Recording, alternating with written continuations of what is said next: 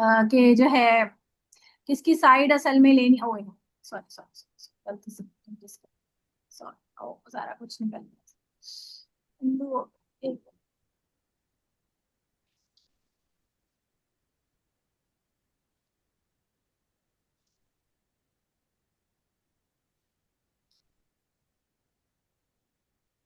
एक मिनट,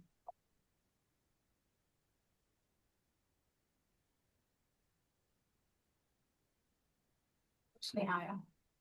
अच्छा, मैं क्या बता रही थी, तो फिर इस तो डिस्प्यूट का फैसला बहुत अच्छा करते थे, ठीक है, बहुत अच्छे जज थे, ठीक है, बात समझ आई। तो एक दफा क्या हुआ, अल्लाह ताला ने इनके पास दो फरिश्ते भेजे, जो अचानक से इनके कमरे में दाखिल हो गए, तो ये डर गए कि कौन आ गए। तो कहते हैं कि आप, अब वो ना इंसान की शक्ल में आए, मतलब वो फरिश्ते नहीं बन के आए थे। उन्होंने कहा कि आपको पता है कि मेरे पास ना, हमारे पास हमारा एक मसला है, आप प्लीज उसको उसको सेटल डाउन कर दो। तो दाऊद अलैहिस्सलाम थोड़े से परेशान हुए कि ये एकदम से कौन आ गया, तो कहने लगे आप परेशान ना हो, बस हम अपने डिस्प्यूट का आपसे फैसला करवाना चाहते हैं। हमारा मसला ये है कि हम दो भाई हैं, और ये भी मेरा भाई है, इसके पास 99 शीप्स हैं। कितनी है? 99। इसके पास 99 शीप्स हैं, और मेरे पास कितनी है? वन। अब ये चाहता है, हाँ जी, मेरे पास सिर्फ एक ही है, और ये चाहता है कि मैं इसकी कि ये बेटा मेरी आवाज वापस आ रही है। तो ये चाहता है कि कि मेरी शीप भी जो है वो इसको दे दी जाए।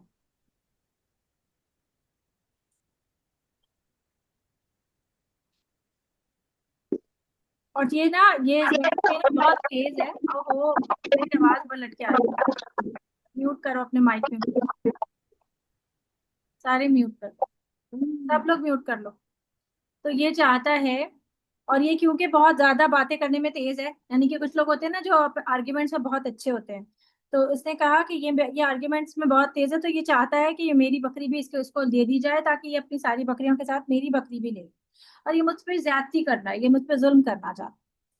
तो मूसा अलैहि सलाम जो है, जो सॉरी दाऊद अलैहि सलाम ने फौरन कहा कि हाँ ऐसा होता है कि ज्यादातर लोग जो आपस में एक दूसरे के साथ रहते हैं, तो वो एक दूसरे पर ज्यादती करते हैं। और उसी वजह से क्या होता है कि जिसके पास ज्यादा माल होता है तो उसको और ज्यादा माल की हिर्स हो जाती है, और इस वजह से जो है वो उन्होंने जो है वो इस तरह का काम किया। मतलब वो करते हैं लोग ना इस तरह से कि जिसके पास ज्यादा होता है वो और की ख्वाहिश कर रहा होता है, और जिसके बेचारे के पास वैसे ही कम है तो उससे भी छीनना चाह रहा है। तो इन्होंने डायरेक्ट मतलब डायरेक्ट जो है ना, उन्होंने ये बात ऐसे कह दी। अच्छा एक मिनट, एक मिनट देंगे मुझे, मैं एक मिनट पे आई।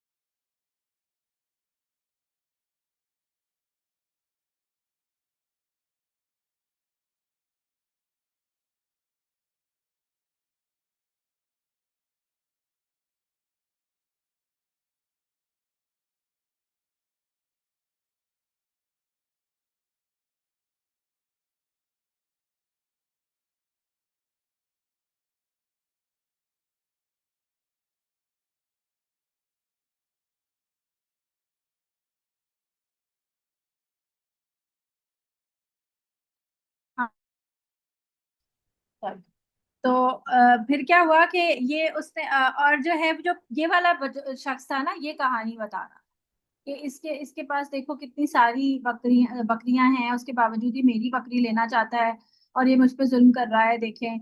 तो दाऊद अलैहि सलाम ने इस बंदे की बात भी नहीं सुनी, और इसने बोला भी नहीं ना कुछ। तो उन्होंने डायरेक्ट ये कहा कि हाँ ऐसा होता है कि लोग ना दूसरों के ऊपर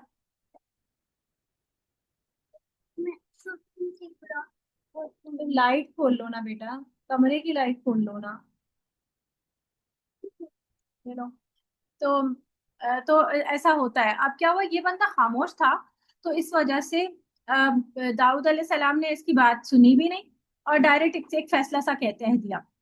तो और उसके बाद क्या हुआ, ये दोनों गायब हो गए, चले गए ये लोग बगैर किसी वजह से, मतलब इसने ना, इसने अपनी बकरी वापस मांगी, ना ये जो है वो बकरी वापस, मतलब कुछ भी नहीं, इन लोगों ने आपस में कोई बात और नहीं की, और ये कह के चला गया। जब ये लोग सब चले, दोनों चले गए, तो दाऊद अलैहिस्सलाम सोचने लग गए कि इन लोगों को फैसला नहीं चाहिए था मुझसे, मतलब मैंने तो फैसला भी किया ही नहीं था। मैंने तो सिर्फ एक बात कही कि हाँ ऐसा होता है कि दूसरा शख्स जो है वो आप पे जुल्म करता है उम्मन। असल मसला ये था कि ये जो शख्स था, ये वैसे तो ये फरिश्ते थे ना दोनों, ये आए क्यों थे, इनका इम्तिहान लेने के लिए, कि जब तक दोनों फरीक की बात ना सुन लो, फैसला नहीं दो। जब आप जज होते हैं, जब आप किसी जज की पोजीशन पे होते हैं, तो आपको दोनों दोनों लेवल्स पे दोनों की बातें सुननी चाहिए ना। अब जैसे आप लड़ते हुए जाओगे अम्मा के पास, और अम्मा जो है वो आपकी बात सुने, आपकी बात नहीं सुने, और छोटे वाले के रोने की वजह से आपको थप्पड़ लगा दे, ये रखो जवाब। तो तो है, आप क्या कहेंगे, मम्मा ने मेरी बात तो सुनी ही नहीं, और अम्मा तो उसी को फेवरेटिज्म देती हैं, ऐसे कहेंगे ना आप। या फिर अम्मा जो है वो आपको समझा देंगे, यार बेटा नहीं करो, आप बड़े हो ना, आप बात समझो। और जबकि गलती जो है वो छोटे वाले की हो, और जो छोटे वाला क्योंकि हमेशा ही वो बना हुआ होता है, क्या नाम है, हमेशा ही रोना धोना इस तरह चाहता है कि बड़े वाला हमेशा लगता है कि बड़े वाले ने ही हमेशा कुछ ना कुछ किया है। अब करते भी हैं बड़े वाले, ऐसी बात नहीं है कि बड़े वाले कुछ नहीं करते, वो भी जानबूझ के छेड़ते हैं छोटे वाले को। लेकिन कभी कभी गलती छोटे बच्चों की भी होती है। और लेकिन हम क्योंकि आदतन, अब आदत हो जाती है, जब 10 बार में से 8 दफा बड़े की गलती है और 2 दफा छोटे की गलती है, तो हम क्या करते हैं कि वो 2 दफा वाले में भी बड़े को ही कह देते हैं कि तुमने गलत किया। तो ऐसा नहीं करना चाहिए, बल्कि दोनों की बात सुननी चाहिए। ये एज अ जज, जब आप भी बड़े होगे, या आपको कभी किसी दो दोस्तों के दरमियान में कोई सुलह करानी होगी, तो आपको ये बात पता होनी चाहिए कि सिर्फ एक साइड की स्टोरी सुनकर, वन साइडेड स्टोरी सुन के आप फैसला जज नहीं करेंगे, बल्कि आप दोनों तरफ की स्टोरी सुनेंगे और फिर फैसला करेंगे कि असल में गलती पर कौन है। ठीक है। तो ये वाली बात, ये दाऊद अलैहिस्सलाम की सिर्फ एक ही है स्टोरी आती है। उसके बाद ये कि जब उनको ये बात समझ आ गई दाऊद अलैहिस्सलाम को कि ये तो मेरा टेस्ट था, ये अल्लाह ताला ने मुझे टेस्ट किया है, तो फिर उन्होंने अल्लाह ताला से माफी मांगी, और अल्लाह ताला ने उनको माफ फरमा दिया। फिर उसके बाद अब आता है कि दाऊद अलैहिस्सलाम के एक बेटे हैं, क्या नाम है उनका, सुलेमान अलैहिस्सलाम। सुलेमान अलैहिस्सलाम जो है वो दाऊद अलैहिस्सलाम के बेटे हैं। और सुलेमान अलैहिस्सलाम ने अल्लाह ताला से एक दुआ, क्या दुआ मांगी कि अल्लाह ताला मुझे इस दुनिया में एक ऐसी ऐसी बादशाहत, ऐसी किंगडम दे जो और किसी की ना हो, किसी की भी नहीं। तो अल्लाह ताला ने उनकी ये दुआ कबूल की, और सुलेमान अलैहिस्सलाम को वाकई ऐसी किंगडम दे दी। सिर्फ लैंड, किंगडम में क्या क्या होता है, लैंड होता है, लोग होते हैं, है ना। तो लैंड दिया, लोग दिए, यानी कि लोग भी उनकी बातें मानते थे, बहुत बड़ी आर्मी थी उनकी। उसके अलावा उनके साथ अल्लाह ताला ने जो है वो बर्ड्स और जो एनिमल्स होते हैं, सारे एनिमल्स, इवन इंसेक्ट्स, इन सब की ये जबान भी समझते थे, यानी लैंग्वेज समझते थे, बोलना बोलते थे, तो सुलेमान अलैहिस्सलाम को सुनाई देता था, और उनकी बातें वो समझते थे। उसी तरह जो जिन हैं, जिन, अल्लाह ताला ने वो भी इनके अंडर कर दिए थे, यानी जिन्नों के साथ भी ये बहुत सारे काम करवाते थे, जिन्नों से काम करवाते। तो लैंड, और फिर उसके साथ और क्या क्या था, और जो विंड थी वो भी इनके अंडर थी, यानी हवा को हुक्म देते थे मुझे यहाँ से वहां उड़ा के ले जाओ। सबसे तेज मोड ऑफ ट्रांसपोर्ट क्या होता है, सबसे फास्ट रूट ऑफ ट्रांसपोर्ट कौन सा है, एरोप्लेन ना। एयर, बाय एयर जाती यस। ना आप जल्दी। तो मोड ऑफ ट्रांसपोर्ट भी सबसे तेज फास्ट था इनके पास, बाय एयर। वो डायरेक्ट अपने फ्लाइंग कारपेट पे उड़ते फिरते थे। हम तो अलादीन के वाली कहानी में एज अ स्टोरीज को देखते हैं ना। अब्दुल्ला, आप क्या खेल रहे हो बेटा, आप कहाँ मसरूफ हो, कहानी नहीं सुन रहे। तो बस एक जगह रख दिया करो ना, क्या कैमरा रख दो, ये मोबाइल किसी टेबल पर, उसके सामने बैठ जाओ। अच्छा, तो विंड भी जो थी वो भी मोड ऑफ ट्रांसपोर्ट, मतलब उनके ताबे थी बाकायदा, वो अपने फ्लाइंग कारपेट पे उड़ा करते थे। और वो हुक्म देते तो हवाओं के जरिए, और उनके पास बहुत अच्छी नस्ल के बहुत मजेदार घोड़े भी थे, जिनको आजकल आजकल हॉर्सेस की जगह क्या होता है जिसपे हम ट्रैवल करते हैं? ट्रेन, गाड़ियां, बाइक। गाड़ियां होती है ना, ब्रांडेड कार्स। तो आप समझो कि उस जमाने की ब्रांडेड कार्स थी। तो जो है इतनी बड़ी किंगडम थी उनकी। तो सुलेमान अलैहिस्सलाम ने जिनों के जरिए बहुत बड़ा महल भी बनवाया, जो जिसको टेम्पल ऑफ सोलोमन के नाम से हम जानते हैं, टेम्पल ऑफ सोलोमन। इस तरह लिखते थे मेरे ख्याल से, सोलम, सोलम, टेम्पल ऑफ सोलोमन। इसको उर्दू में कहते हैं हेकल। क्या कहते हैं? हेकल सुलेमान, हेकल सुलेमानी, यानी सुलेमान अलैहिस्सलाम का महल। ठीक है। तो टेम्पल ऑफ सोलोमन उन्होंने बनवाया, और वो तो ऐसा था कि मतलब जो उस जमाने का मार्बल, मतलब आज हम जो मार्बल्स यूज कर रहे हैं वो तो हम बड़ी बड़ी मशीनों से काटते हैं, आपको पता है ना, मार्बल्स पहाड़ों से काट काट के निकाला जा रहा होता है। तो उस जमाने में तो इतनी मशीनें थी नहीं, तो मार्बल कहाँ से आता था? तो मार्बल्स जो है ये लेकर आते जिन्नात, ये पहाड़ों से काटते थे, क्योंकि आपको पता है कि ये जिन्नात जो होते हैं ये बड़े पावरफुल होते हैं, ये बड़ी बड़ी इस तरह के काम कर सकते हैं जो कि इंसान नहीं करते, इंसान नहीं कर सकते। तो इन ये मार्बल्स काट के लाते थे। फिर उसके अलावा ये समंदरों के अंदर जाके रियल पर्ल्स ढूंढ ढूंढ के लाते थे, रियल पर्ल्स। आपको पता है जो सच्चे मोती जो होते हैं ये बहुत वैल्यूएबल होते हैं, बहुत ज्यादा। तो ये भी, और समंदरों की तह के अंदर, मतलब समंदर की डीप सी के अंदर जो शेल होता है ना, सी शेल्स, उसके अंदर जो उसका कीड़ा होता है, वो अपनी प्रोटेक्शन के लिए जो शील्ड बनाता है वो बेसिकली पर्ल बनता है। और वो फिर बाद में ज्वेलरीज के लिए यूज कर किया जाता है, ये अल्लाह ताला की शान है। तो ये रियल पर्ल्स भी निकाल के लेके आते थे ज्वेलरी वगैरह के लिए, और ये मार्बल्स निकाल के लाते थे जिनसे उन्होंने बड़े बड़े टेम्पल्स बनवाए, अपना अपना महल बनवाया था। और विंड्स के साथ ये चलते फिरते थे। फिर इन्होंने बहुत सारी जगहों को कॉन्कॉर भी किया, इसलिए क्योंकि जाहिर है किंग थे और लैंड और आर्मी थी इनके पास, तो इन्होंने बहुत दूर दूर तक अल्लाह का पैगाम पहुंचाया, क्योंकि पैगंबर थे ना, नबी तो थे था। तो नबी होने का उन्होंने फर्ज भी निभाया, अपना सारे काम किए। अब जो है एक टाइम आया जब सुलेमान अलैहिस्सलाम जो है उनकी डेथ का टाइम आया। तो वो अपने मुसद्दिक, नींद आ जाएगी बेटा, उठ के बैठ जाओ, बैठ जाओ, शाबाश, उठ के बैठ जाओ। तो उठ के बैठ जाओ, सीधे बैठ जाओ, शाबाश। अच्छा, अब जो है सुलेमान अलैहिस्सलाम जो है, इनकी डेथ का टाइम आया। तो ये अपने ये खड़े हुए थे। और किस तरह खड़े थे? ये अपने वो जो वही जो स्टिक होती है ना, असा, ये जो अपनी स्टिक होती है, इसके इसके सहारे से खड़े हुए थे, मतलब इसको इसको टेक लगा के खड़े थे। तो उसी टाइम अल्लाह ताला ने उनकी रूह कब्ज कर ली, यानी कि उनकी डेथ हो गई, लेकिन वो खड़े रहे उसी तरह। आपको पता है नबियों और पैगंबरों की बॉडीज जो हैं उनको कीड़े नहीं खाते, वो खराब नहीं होती, क्योंकि जाहिर है वो पैगंबर है, अल्लाह ताला के चुने हुए लोग हैं। तो उस तरह से उनकी बॉडीज खराब नहीं होती जैसे हाँ आम इंसानों की हो जाती हैं। तो काफी टाइम गुजर गया और वो इसी तरह खड़े रहे। और जिन्नात जो है वो उनको देख रहे थे, असल में ना जिन्नात के, वो जिन्नात से काम करवा रहे थे। तो जिन्नात उनके काम करते रहे सामने उनके, उनको लग रहा था कि सुलेमान अलैहिस्सलाम जिंदा हैं, सामने खड़े हैं। तो एक टाइम आया जब जो लकड़ी थी, जिसके जिसके जरिए वो स्टिक के जरिए खड़े थे आसा, उसको दीमक ने खा लिया। दीमक आपको पता है ना, वो होती है एक एक ना, एक टर्माइट, टर्माइट्स कहते हैं मेरे ख्याल है दीमक को, जो लकड़ी खाती है, ये एक इंसेक्ट होता है चूंटी लकड़ी। जैसी। हाँ, चूटी जैसी होती है, इसको टर्माइट्स कहते हैं मेरा ख्याल, टर्माइट ही कहते हैं शायद। तो उसको वो ना लकड़ी खा लेती है, लकड़ी खा जाती है। तो लकड़ी खा गई तो लकड़ी हिली जाहिर है अपनी जगह से, और सहारा खत्म हुआ, तो सुलेमान अलैहिस्सलाम का की जो बॉडी है वो जमीन पे गिरी। तो जब वो गिरे तो उनको जिन्हों को पता चला, अरे इनका तो इंतकाल हो चुका, और कब का। तो और ये इतने, मतलब इतनी देर तक यहाँ खड़े थे और हमें पता ही नहीं, और हम जो है वो उनके अंडर काम कर रहे थे। और फिर जिन्नात को अफसोस भी हुआ कि हम, अगर हमें पहले पता होता कि हम कि इनका इंतकाल हो चुका, तो हम तो कब के इस कैद से आजादी ले लेते। क्योंकि जिन्नात तो ये पसंद नहीं करते ना कि वो अंडर ह्यूमंस काम करें। आपको बताया था ना मैंने कि जादू भी जब करवाता है इंसान तो जिन्नात उनकी हेल्प क्यों करते हैं।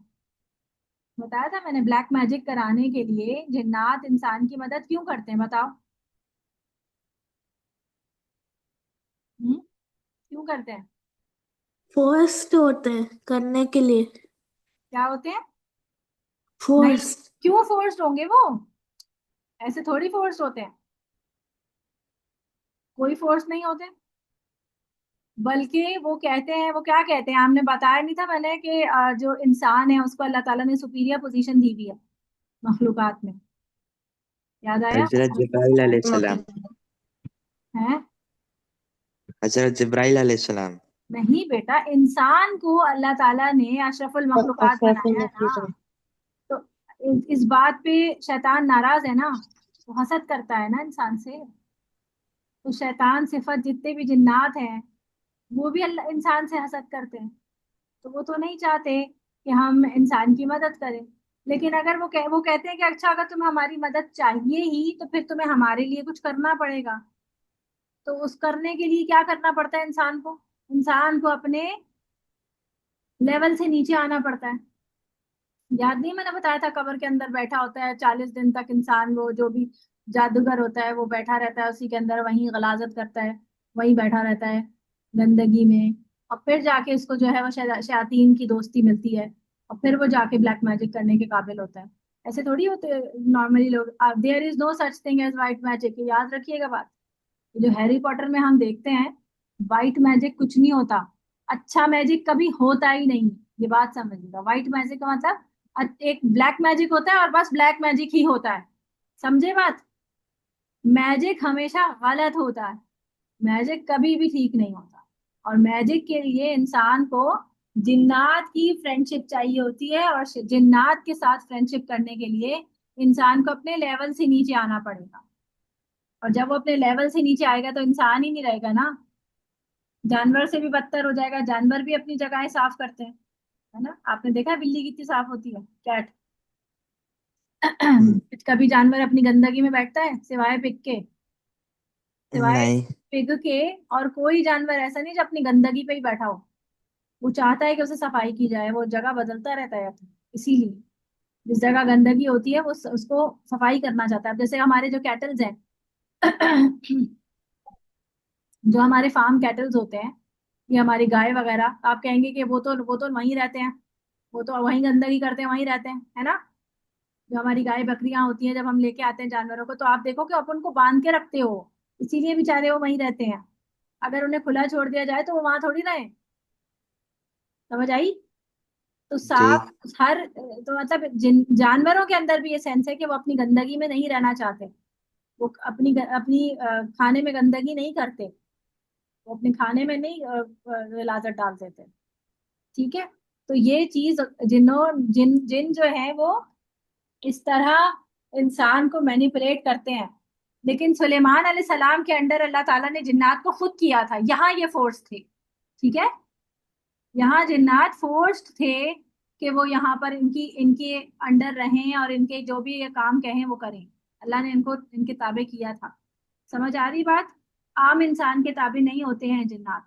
और आम इंसान के ताबे अगर कोई करना चाहेगा तो वो फिर अपने लेवल से नीचे जाएगा और फिर वो जन्नत में भी नहीं जाएगा। तो एक इंसान जो अपने लेवल से नीचे गिरेगा वो फिर कहाँ जाएगा, कहाँ जाएगा। जहन्नम। जहन्नम में जाएगा जी। तो में जाएगा। जी, मैजिक इज हराम। और मैजिक करने वाले की तौबा कबूल नहीं होती। अगर वो वाकई जिंदगी में तौबा कबूल नहीं होती का मतलब ये है कि अगर वो इसी हालत में मर गया तो वो जहन्नम में ही जाएगा। ठीक है। जी। तो तो अब ये वाली बात यहीं तक रखते हैं इसको। फिर इंशाल्लाह हम आगे की स्टोरी कल करेंगे। यहीं तक इसको रखते हैं। सुब्हानकल्लाहुम्मा व बिहम्दिका अशहदु अल्ला इलाहा इल्ला अंता अस्तगफिरुका व अतूबु इलैक। अस्सलामु अलैकुम व रहमतुल्लाहि व बरकातुहू। वालेकुम वालेकुम सलाम।